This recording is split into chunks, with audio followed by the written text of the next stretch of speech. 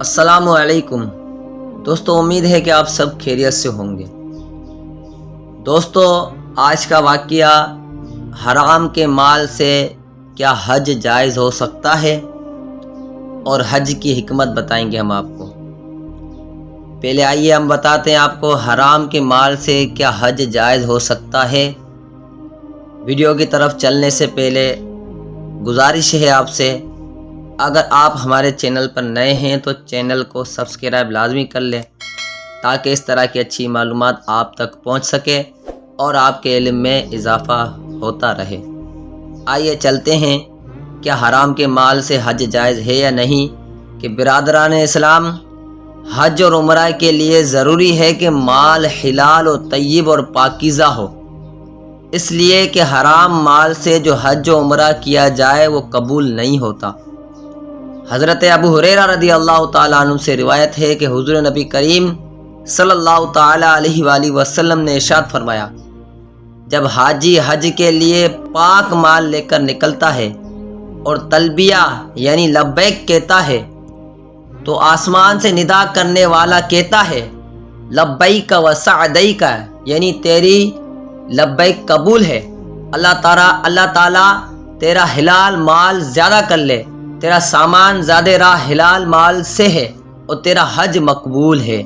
اور جب حاجی ناپاک مال کے ساتھ نفقہ لے کر نکلے اور سفر حج شروع کرے اور لبیک کہے تو آسمان سے ندا دینے والا ندا دیتا ہے، لا لبیک ولا سعدیک، یعنی تیرا پکارنا نامقبول ہے، کیونکہ تیرا زاد راہ حرام ہے اور تیرا مال حرام ہے اور تیرا حج کے لیے جانا غیر مقبول ہے۔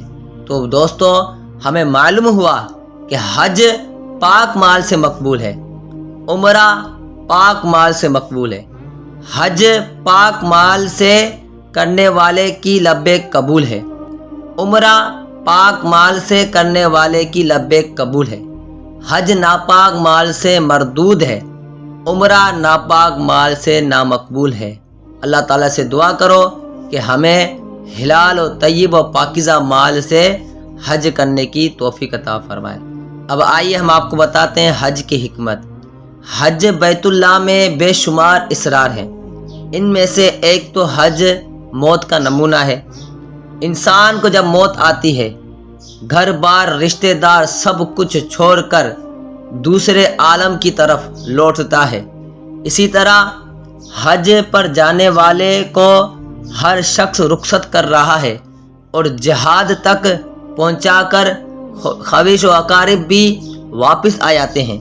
اسی طرح مرنے والے کو قبر تک پہنچا کر واپس آ جاتے ہیں۔ دوسرا منظر اظہار عشق و محبت ہے۔